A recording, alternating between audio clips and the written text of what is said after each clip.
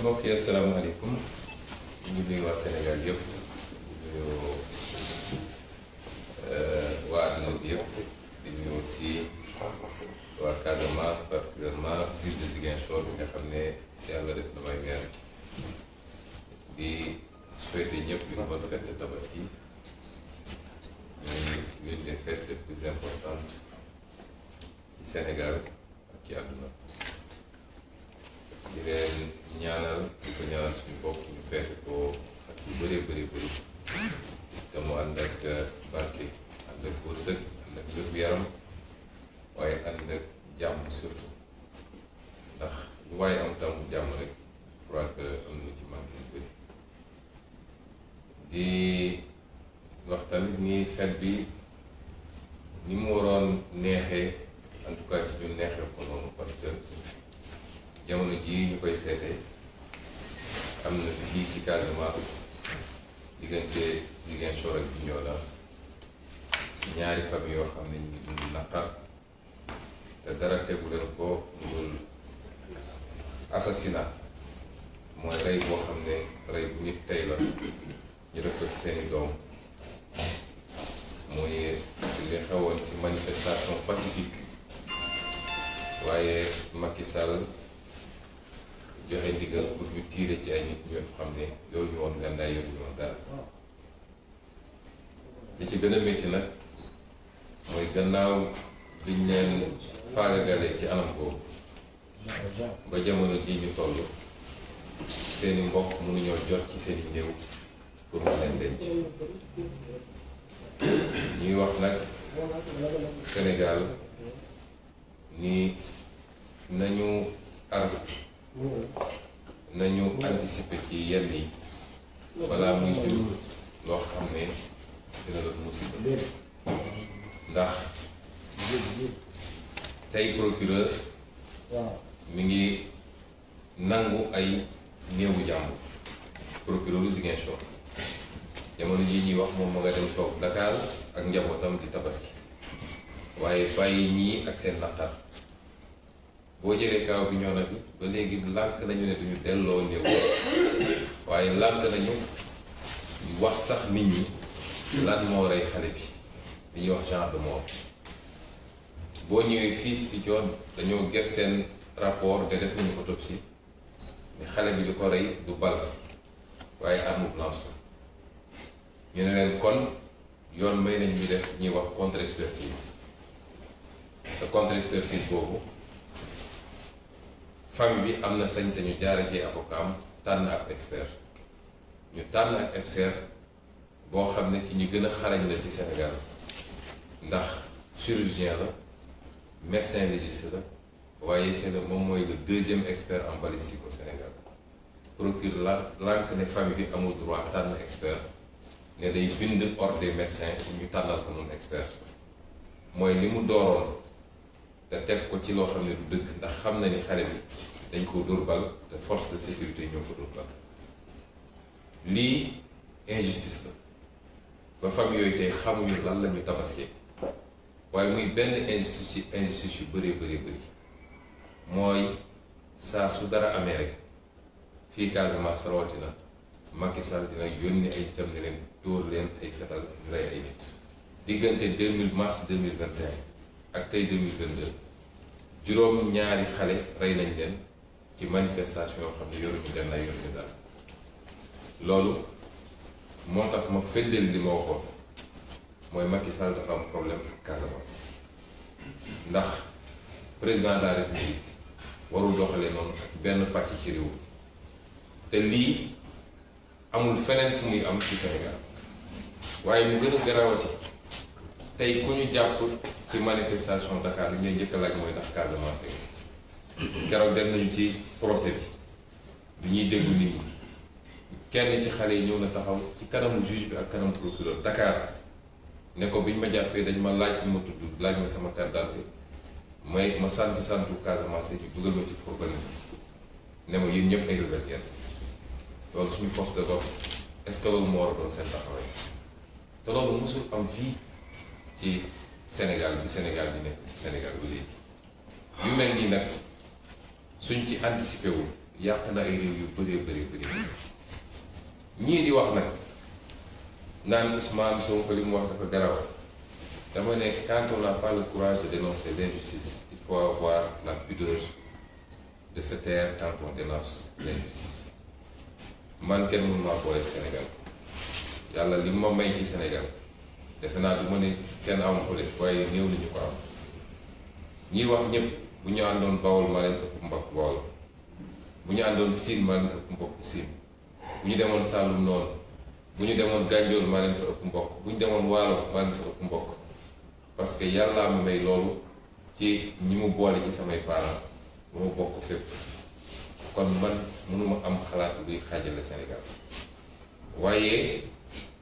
bu ma amee sañ-sañu taxaw fii Casamance wax li ma wax te doo dégg benn voix autorisée bu Casamance bu ne d'accord ma ak Ousmane Sonko c'est parce que dafa doon sentiment bu profond fi bu nit ñi di dund stigmatisation bi te lépp ci nguuru Macky Sall moo tax Sénégal yépp laay woo muy kuy Fuutaante kuy Saalum kuy Bawol kuy Siin ak foo bokk na njëkk jóg taxaw jàpp loxo Macky Sall ci lii mu commencé te instrumentalisation politique moo ko ci tax a jóg ndax dafa njëkk a commencé ci nedd ku bandum bëgg a gëmloo Fuutaanke yi ni ñoom dañu war a ànd ak moom ci kaw waaso et non pas ci kaw programme mu jógee nord nag daal di cible le sud li may wax nii ku ñëw Casamance wëral fii lépp nga def sa sondage di nga xam ndax def du doon sentiment global baat boo dégg mu jib wax savant la mooy ñi ànd ak Macky Sall te poñetu àdduna poste yi ñu leen jox moo tax ñooñu nag li ma leen wax mooy nañu lekk li ñuy lekk te noppi ndax doo dégg mukk ñu ne yu mel noonu am na Casamance ñu ñëw taxaw ci kanam wetu population yi masawu leen wala ñu dem Macky Sall mi ñu àndal ñu wax ak moom ne ko bàyyil doomu Casamance yi ngay rey loolu nag dafa war a jeex ñun Casamance ay mbokk la ñun ñëpp loolu la ñu xam suñu wax Casamance buñ ko ramalee ci benn ethnie waaye dañ koy ñaanal fii am na quartier bu tudd Alwaar samay maam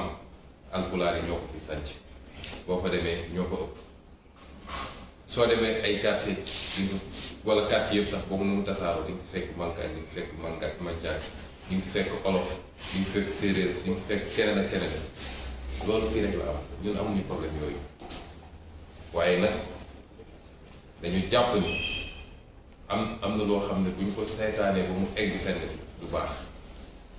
ñun mënuñu nekk régionaliste parce que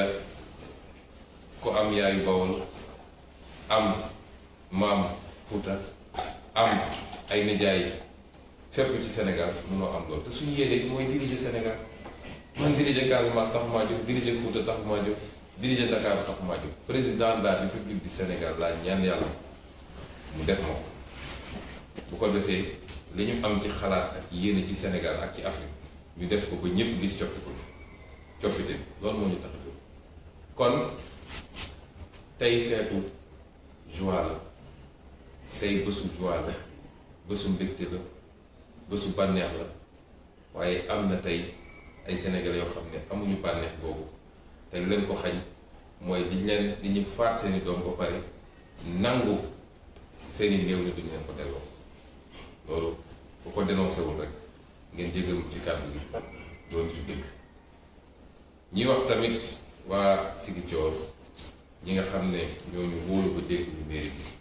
bi ñu leen di dellu gërëm ci confiance boobu am na liggéey bu ñu sumb waa Ziguinchor yëpp a koy gis juróomi weer rek la ñu defagum ci mandat bi te fu ñu jëm bu soobee yàlla Ziguinchor dina soppi ndax li ñu suñu gis-gis leer na suñu programme xam nañ ko ñoo ngi teg jéego yi nga xam ne moo ñu war a yóbbu fi ñu bëgg a jëm ñépp ñu gis li xew ci dëkk bi te lépp nag ci engagement wu Ziguinchor waaye ñun loolu la ñu gëm li ñu gëm mooy ni ñu ko gëmee fii lañ ko gëmee ci Sénégal tàllal loxo di yelwaan suba ngoon loolu defar bu réew li defar réew mooy waa réew mi takk seen digg gëm seen bopp nangu làmb seen poos ci li ñu bokk ñu xool ni ñu koy dajalee ba defar seen réew loolu la ñu commencé expérimenter fii ci Ziguinchor bu ngeen seetee li jëm ci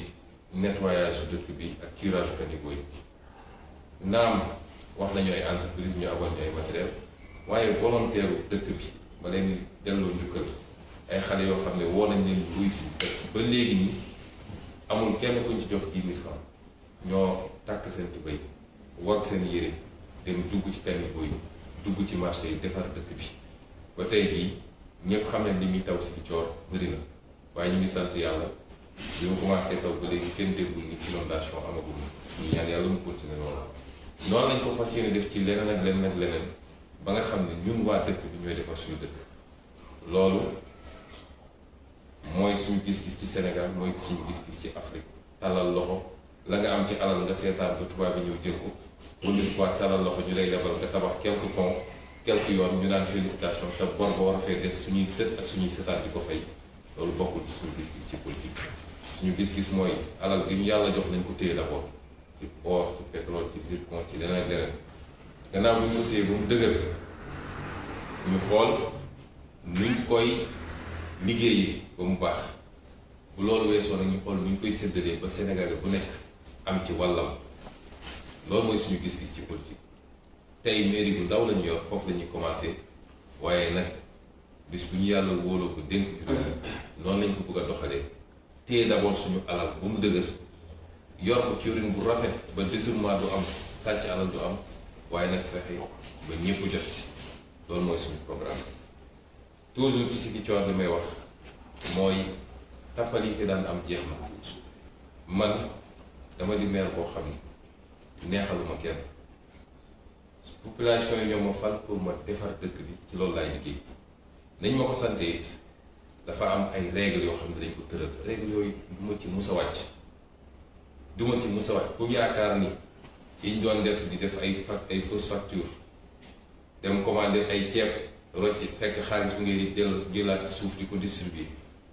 wala def ay montage pour génne xaalis di ko distribuer nit ñi loolu du am ci man moo tax ñi yaakaar ni mun nañ def chantage su ñun yóbboo ñu dem tëddi nelaw ñi nga xam ne ay politiciens ñoo ne seen gannaaw di leen monter ñu foog ni mën nañu def pression man du ma politicien bu ñuy def pression wala bu ñuy def chantage coow bi am ci dëkkuwaayu étudiants yi bi ñëwee fii dañoo fekk loolu ñu ne dañ ko wéyal parce que rafet na bi ñu ci étudiants yi interpellé dalal naa leen ñu waxtaan ñu ne ñoom année passée 2021 boobu doonu ma maire am na loo xam ne maire bi fi nekkoon mënul woon fay ñoom ñu dem ci beneen acteur politique mu yëkkati xaalis fay léegi nag xaalis boobu la ñu bëgg ma rembourser leen may leen yéen xam ngeen ni enseignement supérieur du ci compétence mairie préscolaire ak élémentaire mooy compétence donc mairie bi amul sax obligation pour defal leen waaye sama prédécesseur def na ko ma koy rafetlu ndax yéen ñëpp doomu Ziguinchor ne dañ leen di jàppale ca noonu ñu ne dañ ko wéyal waaye yow mënoo jënd xaru tabaski chaque année benn waaye ñëw jënd xar tabaski may la ba benn at mu ne la mu aw moom lu ma jëndee xar tabaski keneen jóge fa la jëndal la xar tabaski weesu nga dellu si ne ko léegi danga may rembourser xar bi ma këlee jëndal loolu est-ce que jaadu may leen li ñu fay ba pare weesu na il faut s'orienter vers l'avenir amee lu ñu kenn dara bailleur bi bu ñu interpellé dinañ ko fay tout de suite ci sa semestre bi nga xam ne moo dugg parce que par 6 mois lañ koy fay kon loolu lan moo ci war a andi coow néew ñu leen duñ leen fayal loyer bi nañ ko fay man du ma def trésor ay faux mandat pour génne xaalis liquide di ko jox ay étudiants loolu du musa am mandat la ñuy def sur la base d'une facture d'un bailleur ñu fay bailleur bi man noonu laay fonctionner te facture boobu moo ko fi andi moo tax chantage boobu ci doon essayé def pour ñu yëkkati 5 millions jox leen ma fekk waxaat ko fii léegi moom mos a yëkkati 5 millions en espèce di ko jox ay étudiants ñu dem ci ko séddu bi ñu ne ñoom dañoo bëgg a defar ay lits superposés dama leen ne andi leen débit bi mairie bi xool mu leen di jàppale ngeen def lits superposés waaye xaalis lu mu ko génne di leen ko def waaye nag comme mu ngi bëgg a andi coow décision bi ñu jël mooy bind naa le bailleur ba pare jaaree naa ko par huissier le 2 novembre le contrat bi di jeex bu soobee yàlla le 2 novembre dañuy résilier contrat bi parce que amuñu benn obligation pour donner un numéro à des étudiants dinañ seet nag les étudiants les plus nécessités ñi nga xam ne ñu ngi ci ay jafe-jafe dinañ leen jox dans le cadre des aides sociales des bourses yu leen di jàppale foofu ñu nekk ci Dakar yeneen étudiants yi nga xam ne jëloon nañ leen logement muy Bambey ak Saint-Louis dinañu continuer fay les logements ni ñu ko doon fayee loolu parenthèse bu ndaw rek la woon ndax samay collaborateurs gaaral nañ ko ba pare waaye dama bëggoon rek wax nit ñi ni ma koy defee fii laa koy defee bis bu ñu yàlla dénkee réew mi man du ma ko ñuy def chantage du ma ko ñuy menacer daw ma ci gannaaw électeur ba tax may def dul yoon tant que je serai maire de Ziguinchor les procédures seront strictement respectées fi may daanelee nag mooy lancer un appel aux Sénégalais de tous bords parce que le Sénégal est en danger il faut que nit ñi xam ko le Sénégal est en danger te li andi danger bi mooy li ñu amoon ci base équilibre social depuis 12 ans depuis 10 ans maintenant c'est compromis parce que mosuñoo gis ci Sénégal ñu instrumentaliser comme ça discours boo xam day dem ci diine wala dem ci xeet wala dem ci région te loolu mu ngi xewee ci Macky Sall le Sénégal est en danger parce que am nañ fi président boo xam ne constitution may ko mu def ñetti mandat waaye ñépp xam nañ léegi ni dafa bëgg a def ñetteelu candidature yéen ñëpp gis ngeen démb document bi ñëpp publié mu tasaaroo ci àdduna bi yëpp mooy dem na jël benn cabinet américain di ko fay xaalis bu dul jeex ci suñu xaalisu réew ay milliards la koy fay pour kooku wër àdduna bi dem wax ak président yi dem wax ak milieu d'affaires yi ci àdduna bi pour convaincre ñooñu ni moom Macky Sall war naa def ñetteelu mandat parce que candidat bu baax la waaye convaincre ñooñu ni Ousmane Sonko ak keneen ak keneen ak opposant dañoo bañ occidentaux yi dañoo bañ intérêt étranger yi ay terroristes lañu ay lii lañu ay lël lañu kon moom yéeneen yi amatul lam-laame nii dafa bëgg a forcer pour am ñetteelu mandat li Sénégalais yi bañaloon Abdoulaye Wade ba ay bakkan rot ci te ñépp xam ni buñ ci tollee ba mu def ko mën na jël fitna bu rëy ci réew mi dana ko jël sax moo tax appel bi may lancer Sénégalais yi mooy loolu mun nañ ci musal suñu bopp Sénégal yi lay waxal loolu mën nañ ci musal suñu bopp naka lañ ciy musalee suñu bopp mooy tey jii la campagne électorale commencé bu soobee yàlla le 31 la ñuy voté bu Sénégalais yi voté massivement pour opposition bi rawatina nag liste bi ma bokk man muy Yewwi Askan Wi def intercoalition ak Wallu bu ñu voté massivement pour ñooñu ni ko waa France defee ba Macron tey amul majorité bu ñu ko defee ba Macky Sall ñàkk assemblée nationale coowal ñetteelu mandat jeex na Sénégal ma bamtu ko parce que c'est très important mun nañu musal suñu bopp ay fitna ay jéey yoo xam ne xeex dina am bakkan dina rot ay nit nañ ci gaañu mun nañ ko musal suñu bopp te loolu soxlawul ñu xaar ba 2023 soxlawul ñu xaar ba 2024 mën nañ ko am ci 2022 bi mu ngi jaar ci lan mu ngi jaar ci yow Sénégalais bi su dee bëggoo Macky Sall yee fitna ci réew mi ci ñetteelu mandat am nga possibilité ci le 31 juillet bii ñu dëgmal nga xam ne ci la ñuy dem voté ji élection législative pour xam kan mooy téye assemblée nationale am nga possibilité boobu mooy su ngeen voté lee Yewwi Askan Wi ci coalition bu mu def ak Wallu ba jox ñu majorité absolue assemblée nationale coow loolu dina jeex ndax Macky Sall dootu fi tudd ñetteel mandat at bi koy desee ak ñeenti weer yi koy desee ci réew mi dina xool lu muy jubale rafetal taxawaayam daal di dem mais ak ci jàmm ak salaam te coow bu jib ñi leen di wax nag nii opposition bu jëlee majorité ci assemblée nationale réew mi day taxaw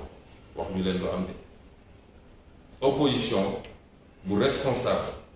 bu jël assemblée majorité loolu may réew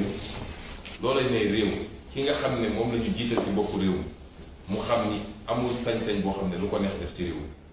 amatul sañ-sañ ku ko neex mu dóor ku ko neex mu tëj ku ko neex mu jox ko ay milliards ci alal réew mi lu ko neex mu signé loolu amatul sañ-sañ bi loolu mooy andi équilibre ci réew mi bu dee nag gannaaw dàq fitna bi ma tudd bu dee yéen Sénégalais bëgg ngeen am lu leer nañ ci réew mi ni ñu ko yore woon ci jamono jooju yëpp te lu ñu mën a taxawal ci ay commission d'enquête parlementaire suñu pétrole bi suñu gaz bi suñu zircon bi suñu géej gi ñu jaay suñu suuf si ñuy joxe su dee bëgg ngeen loolu lépp leer jox leen opposition bi majorité absolue ànd ak li muy yombal Macky Sall dootul ñeme yëkkati kàddu bi mu waxee lu jëm ci troisième mandat ci Sénégal kon élection bi ñu dëgmal moo ëpp solo sax élection 2024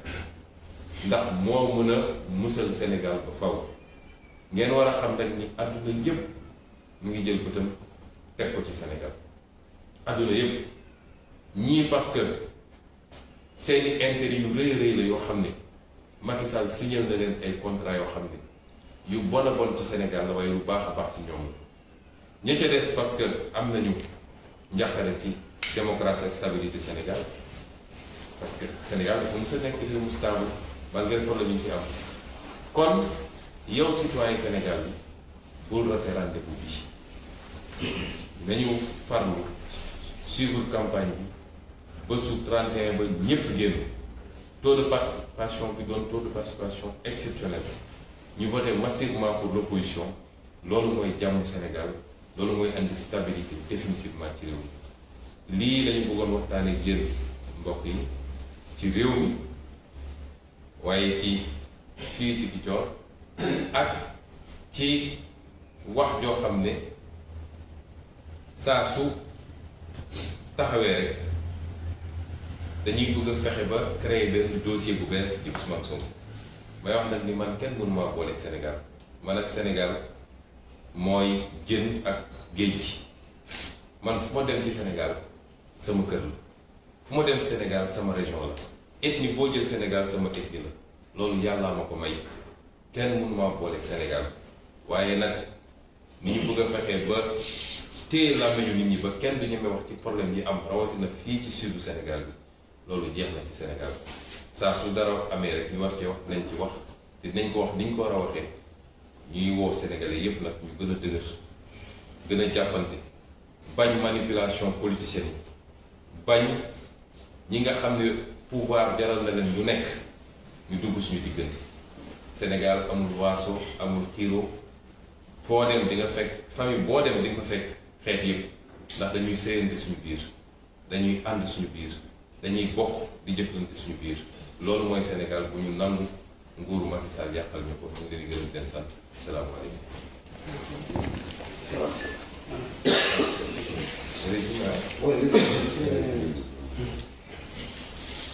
Chers compatriotes sénégalais, chers amis africains, je profite de cette occasion qui est la fête de la Tabaski pour vous saluer d'abord et vous souhaiter une très bonne fête de Tabaski. Certes, la Tabaski est une fête musulmane, mais elle transcende la communauté musulmane. Et au Sénégal, elle se fête de la même manière que Pâques, Noël et toutes les autres fêtes. La Tabaski et la Korité sont fêtées par tous les Sénégalais, quelle que soit leur obédience. Donc à tous les Sénégalais, musulmans comme chrétiens, à tous les Africains, je souhaite une très bonne fête de Tabaski. C'est une fête, et comme son nom l'indique, ça devait renvoyer à la joie, à la félicité, à la symbiose nationale. Mais malheureusement aujourd'hui, et singulièrement ici en Casamance, il se trouve des familles qui ne peuvent pas fêter comme toutes les autres familles, pour la simple raison qu'elles sont encore dans un deuil non consommé. Il se trouve des familles dont les enfants, les fils ont été lâchement assassinés lors de manifestations pacifiques. Des jeunes qui manifestaient sans armes, sans même des pierres, et bien après la manifestation d'ailleurs, ont été lâchement assassinés. par les forces de défense et de sécurité commandées par le président Macky Sall lui-même. Il se trouve que ça devient assez répétitif en Casamance. De mars 2021 à aujourd'hui, 7 jeunes ont été assassinés parce que simplement ils manifestaient ici en Casamance. D'autres ont été torturés, malmenés. Il y en a un d'ailleurs qui vient de sortir de l'hôpital, il a été gravement torturé. Cela est inadmissible, il faut y mettre un terme. Mais au-delà, ce qui se passe, c'est cette stigmatisation des Casamancés. Et quand je parle de Casamancés, ça va au-delà d'une ethnie. C'est seuls les ignares qui ne connaissent pas la Casamance qui pensent que la Casamance rime avec une ethnie. Vous avez toutes les ethnies condensées ici en Casamance. Vous avez des quartiers entiers qui portent, qui ont été fondés par des ethnies qui sont venues du nord du pays, du centre du pays pour venir s'installer. La Casamance est la région la plus cosmopolite, particulièrement la région de Ziguinchor et la ville de Ziguinchor. Et cette stigmatisation des Casamancés se manifeste par un ciblage lors des arrestations dans les manifestations. Je ne parle même pas de la Casamance, mais à Dakar et ailleurs, où des forces de défense et de sécurité se permettent de traiter les ressortissants de la Casamance arrêtés dans des manifestations systématiquement de rebelles et de les malmener. Personne ne nous empêche de dénoncer ces pratiques. À tous ces moralisateurs qui profitent de ma sortie pour rier sur les médias et décréter des propos d'une extrême gravité, je leur dis, vos leçons, vous pouvez vous les garder. Je n'ai pas besoin de vos leçons si vous n'avez pas le courage de dénoncer ces dérives extrêmement graves et qui ont fini de créer un malaise général ici en Casamance. Ayez au moins la pudeur de vous taire. Je n'ai pas de leçon à recevoir de vous. Nous dénoncerons, comme je l'aurais dénoncé si ça s'était passé dans une autre zone du Sénégal. Parce que mon ambition, moi, ce n'est pas de diriger la Casamance. Mon ambition, c'est d'être président de la République du Sénégal. Et je dirais à ces gens-là, personne ne peut me mettre en mal avec le Sénégal, parce que du brassage qui a prévalu à ma naissance, il ressort que je suis un citoyen sénégalais. Je suis aussi bien à l'aise dans le nord, au centre, au sud, parce que j'ai des parents éparpillés un peu partout. Je ne peux pas tenir un discours régionaliste. Ces pratiques que les Casamancés sont en train de vivre, je les aurais dénoncées si elles concernaient des Foutanké ou des Baol ou des Saloum, je les aurais dénoncées avec la même vigueur, sinon beaucoup plus de vigueur. Et aujourd'hui, je tiens à informer l'opinion de ce qui se passe réellement. Les familles ne peuvent toujours pas entrer en possession de la dépouille de leurs enfants. À Bignona, le procureur refuse de restituer le corps. Le corps est gardé par la gendarmerie. Et il refuse de donner le genre de mort.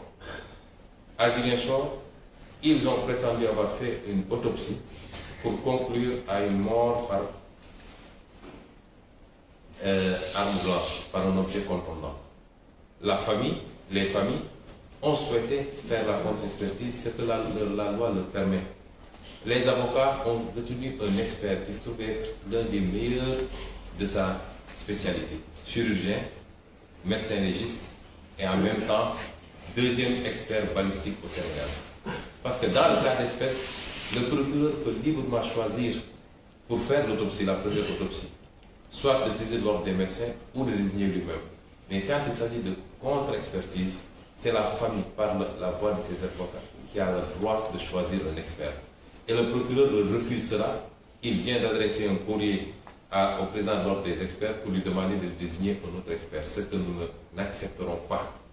Ce procureur aujourd'hui a kidnappé les dépouilles mortelles. Les familles ne peuvent pas consommer le deuil. Lui, il est parti tranquillement passer sa tabaski à Dakar avec sa famille. C'est particulièrement injuste. Ces assassinats ciblés, ici, en Casamance, cette stigmatisation des Casamancés doit impérativement cesser et le seul responsable s'appelle Macky Sall. Voilà un homme qui n'a jamais digéré ses défaites en Casamance. Depuis sa défaite de 2019, il n'a pas mis les pieds ici. Pourtant, il fait le tour du Sénégal. Mais qu'à cela ne tienne, il est libre de le faire, mais qu'il arrête d'assassiner de jeunes Casamançais pour des manifestations pacifiques et non armées. Nous ne l'acceptons pas, nous le dénonçons et je maintiens tout ce que j'ai dit. Macky Sall a un problème avec la Casamance. Que ça plaise ou pas, je le dis. Quand il arrêtera de stigmatiser les Casamançais et d'assassiner les manifestants, nous pourrons revoir ce jugement. Pour le moment, je le maintiens intégralement et entièrement. Et dire aussi que nous poursuivrons ces procédures. Les familles auront la patience qu'il faut cette année, cette fois-ci, jusqu'à ce que les contre-expertises soient faites et qu'il soit établi que ces jeunes ont été assassinés par des forces de défense et de sécurité qui n'avaient pas besoin de tirer sur des manifestations à main nue. Et que ce soit le point de départ pour que cela cesse, qu'on n'ait plus à utiliser ces méthodes nulle part dans le Sénégal et particulièrement ici, en Casamance. Je voudrais dire également que, surtout aux politiciens locaux, qui me traitent même de rebelle, je veux bien, ils n'ont qu'à consommer tranquillement le butin de leur position et de leur compromission vis-à-vis de Macky Sall et avoir cette fois-ci également la pudeur de se taire. Parce que quand vous êtes Casamançais, quand vous êtes Sénégalais tout court, quand des gens sont assassinés de manière froide et gratuite, vous n'avez même pas le courage de le dénoncer. Vous n'avez même pas le courage d'aller dire, d'aller présenter vos condoléances aux familles. Vous n'avez même pas le courage de dire à Macky Sall, même si c'est votre allié, votre président de parti, que c'en est trop et qu'il faut qu'il arrête. Vous devez avoir la pudeur de vous taire. Je vous dirai que moi, je suis venu à Ziguinchor pour faire un travail et je vais le faire, cette fête à Dieu, avec des résultats probants. Le niveau du débat politique n'est pas à ce niveau-là. Il a prié à telle mosquée ou à telle autre mosquée. Il refuse de prendre mon mouton ou mon cochon, etc. Ça, ce n'est pas un débat politique. Je n'ai pas du temps à faire avec ces débats mineurs. J'ai un mandat des Ziguinchorois. Je serai au service des Ziguinchorois entièrement, mais dans la droiture et dans la vertu. Ce que j'ai toujours appris, ce que je me suis toujours évertué à faire, ce qui a fait que j'ai fait 15 ans de service public aux impôts et domaines. Personne ne pourra vous dire que j'ai une fois flanché dans les procédures. J'ai une fois flanché pour avoir été corrompu, ou alors que je me serais livré à de la concussion. C'est la même chose que j'appliquerai ici, à Ziguinchor, et demain c'est la même chose que j'appliquerai si je suis président de la République du Sénégal. Instrumentaliser des jeunes étudiants qui manipulent d'autres étudiants et qui ne leur disent pas la vérité, c'est des méthodes qui ne marchent pas avec moi. Ce qui s'est passé avec les étudiants, vous l'avez suivi, j'en ai tiré une conclusion. Nous n'étions pas tenus de faire parce que nous n'avons pas de compétences en matière d'enseignement supérieur. Nous voulons bien aider, mais si ça se transforme en manipulation politique, j'ai décidé simplement de résilier ce contrat à partir du 2 novembre et à la place de voir des étudiants vraiment nécessiteux qui sont dans certaines situations et de leur allouer des bourses d'études pour les aider à supporter les difficultés d'existence à Dakar particulièrement. Pour les autres, nous maintenons les logements qui ont été pris particulièrement à Bambey et à Saint-Louis. Je voudrais dire à ces acteurs politiques que la politique c'est autre chose, c'est les idées, c'est les programmes, mais la politique c'est surtout conquérir la confiance des populations par un discours et par un comportement. Ce n'est pas en allant piller des caisses là-bas à partir des responsabilités qu'on occupe, venir distribuer de l'argent à gauche, à droite, qu'on va conquérir cette confiance des populations. S'ils ont du mal à suivre le rythme que nous leur imposons, cette autre façon de faire de la politique, je ne suis pas responsable, je suis désolé.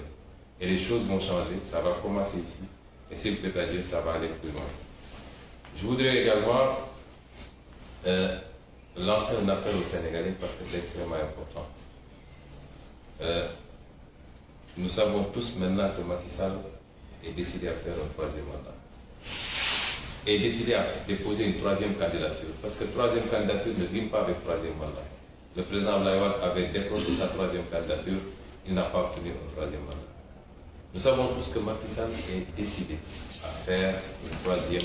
candidature. Et nous savons tous que ce sera le début d'une instabilité chronique dans ce pays. Parce que ce que les Sénégalais n'avaient pas accepté pour Abdoulaye Wade, Et lui, il était là, à la place de l'Obélisque, à se battre contre la troisième candidature d'Abdoulaye Wade. Ces Sénégalais ne l'accepteront pas pour Macky Sall. Mais il ne fait plus l'ombre d'un doute. Vous avez vu qu'il vient de commettre un cabinet américain à qui il paye des milliards des impôts des Sénégalais. C'est très grave. Pour aller faire son lobby auprès des institutions internationales, auprès des chancelleries étrangères, auprès des présidents étrangers, auprès des milliers d'affaires internationaux, c'est-à-dire ceux qui l'intéressent lui, parce qu'il n'a jamais été le président des Sénégalais, il est le président des lobbies étrangers, pour les convaincre de valider sa troisième candidature. Parce que dans son entendement, si ça passe au niveau international, les Sénégalais, ce n'est pas son problème. Il va faire marcher des chars sur des cadavres, mais il aura sa troisième candidature. Je dis que nous allons vers des lendemains extrêmement sombres. Et ces lendemains sont assombris par la boulimie du pouvoir de Macky Sall. Nous avons la possibilité de préserver le Sénégal, d'épargner le Sénégal de ses soubresauts. Chers compatriotes, nous avons une chance unique d'écarter définitivement toute possibilité de d'évocation d'un troisième mandat. Ça passe par quoi? Ça passe par un vote massif le 31 juillet. Un vote massif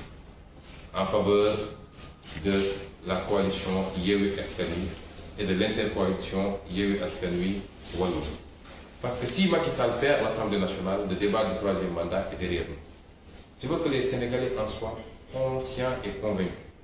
S'il perd l'Assemblée nationale, on ne parlera plus du troisième mandat.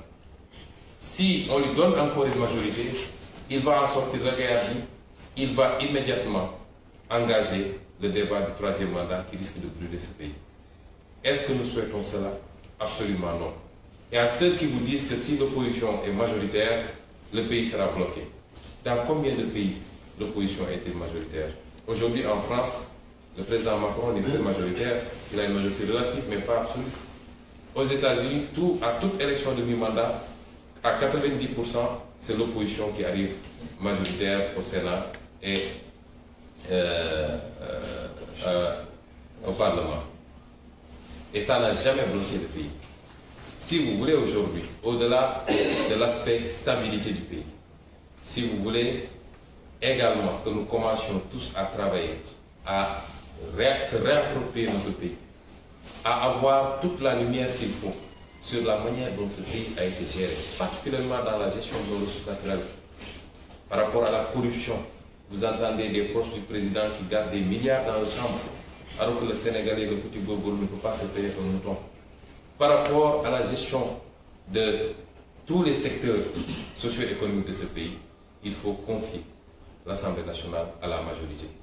Ce sera confier l'Assemblée nationale à l'opposition. Donner la majorité à l'opposition. Ce sera une opposition responsable qui ne bloquera pas le pays, mais qui encadrera les pouvoirs